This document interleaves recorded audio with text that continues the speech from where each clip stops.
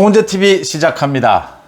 윤석열 대통령의 정치 스타일 몇 가지 최근 들어서 논란을 빚고 있는 게 있습니다. 세 가지입니다. 하나는 바이든 미국 대통령이 한국을 방문했을 때 문재인 전 대통령과 만난다. 이건 윤석열 대통령의 양해 없이는 불가능한 일인데 윤석열 대통령이 이걸 왜 양해해 줬을까? 문재인과 바이든 대통령이 만나는 부분. 또 하나는 5.18 광주 행사에 윤석열 대통령이 참석하는 것 외에 국민의힘 전체 의원들이 참석하자 윤석열 대통령은 왜 그런 결정을 했을까?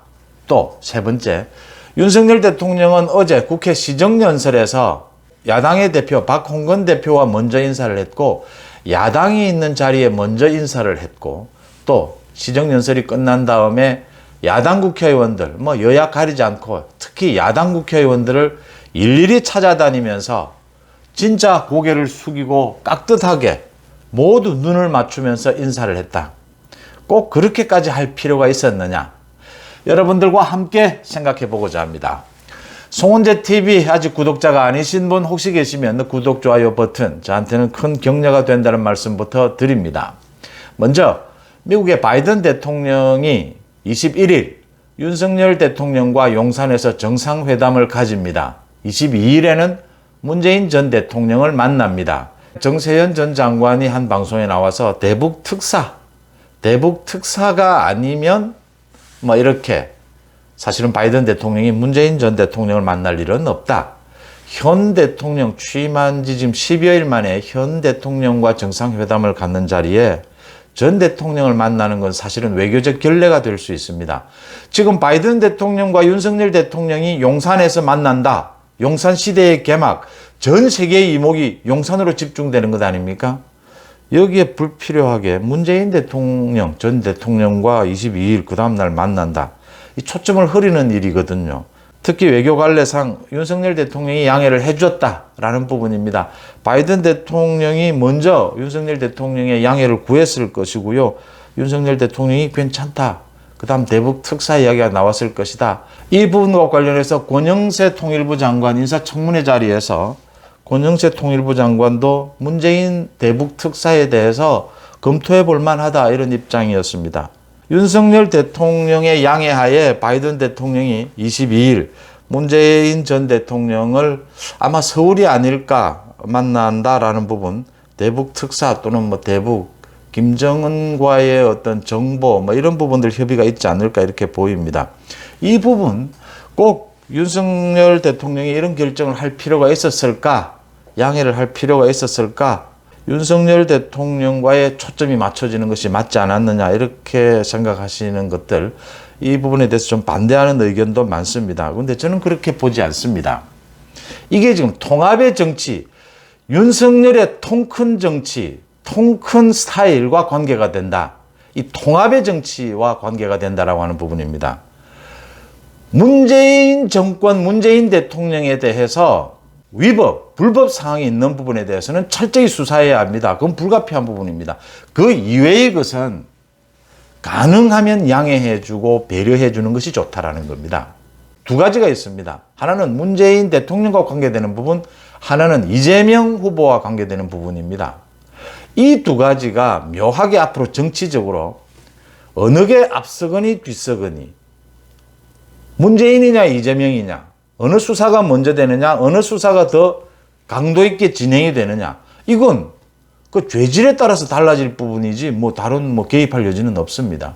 이런 부분에 따라서 민주당이 쪼개질 수 있느냐, 또 정치 보복 주장이 나올 수 있느냐, 여러 가지가 어마어마한 변수들이 도사리고 있습니다. 이럴 때 문재인과 이재명에 대해서 윤석열 대통령은 적폐 수사는 검찰, 경찰에 맡겨두는 겁니다. 윤석열 대통령과는 관련이 없는 부분입니다. 언제나 선을 그어왔죠.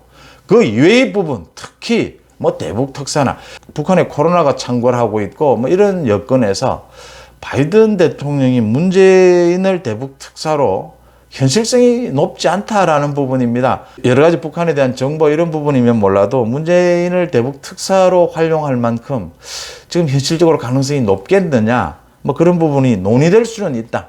준비될 수는 있다. 이런 부분에 대해서 윤석열 대통령이 아주 통 크게 뭐 초점이 좀 흐려지더라도 뭐 문재인 전 대통령 필요한 부분이 있다면 만나시라. 또 대북 관계에 있어서 문재인 정권에 그렇게 북한 비위 맞추기식의 외교, 그건 완전히 실패한 것이지 않습니까? 그게 뭐 크게 앞으로 도움이 될 것 같지는 않지만 그래도 뭐 필요하고 꼭 부분이 있다면 뭐 활용하겠다. 이런 부분 가지고 건드릴 필요가 없다라고 하는 겁니다. 그다음 5.18 행사에 윤석열 대통령을 비롯해서 국민의힘 국회의원들이 전원 참석한다. 물론 뭐 바쁜 일이 있는 사람은 빠지겠지만 전원 참석을 하는 걸 원칙으로 한다. 굿 아이디어라고 봅니다. 정말 뭐 이런 이야기가 과거에도 있었습니다. 5.18에 대해서 특히 국민의힘 쪽은 뭐 여러 가지 숙제 부분이 있던 부분이죠. 대통령과 국회의원 전원이 참석해버리는 겁니다. 역사 속의 광주는 챙겨야 할 부분이죠. 윤석열 대통령식의 통 큰 스타일입니다. 통 큰 정치입니다. 통합입니다. 시정연설을 하러 들어가면서 야당을 더 챙겼다. 윤석열 스타일입니다. 야당을 더 챙기고 대통령이 야당 국회의원들을 일일이 찾아다니면서 허리를 숙이고 눈을 맞췄습니다. 도와달라고 했습니다. 뭐 구체적으로 한덕수 총리 인준, 지금 민주당은 이러지도 저러지도 못하는 상황입니다. 앉지도 서지도 못하고 있습니다. 반대할 수도 없고 찬성할 수도 없고 지금 딱한 처지에 놓였습니다. 스스로 그런 딱한 처지에 자기들 스스로 그 길을 찾아간 겁니다.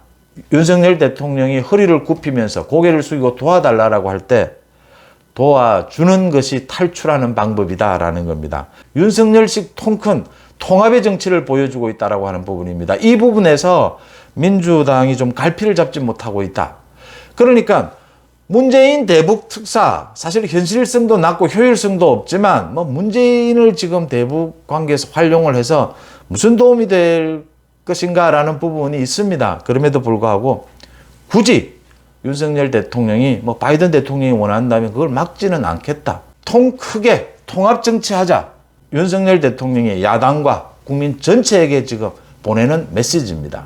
이 같은 윤석열 대통령의 통 큰 통합의 정치에 어떤 명분으로 반대할 수 있느냐라는 겁니다. 또 그렇게 명분, 뚜렷한 명분 없이 반대한다면 국민들의 저항에 부딪힐 수밖에 없다라고 하는 대목입니다. 송은재 TV 마칩니다. 고맙습니다.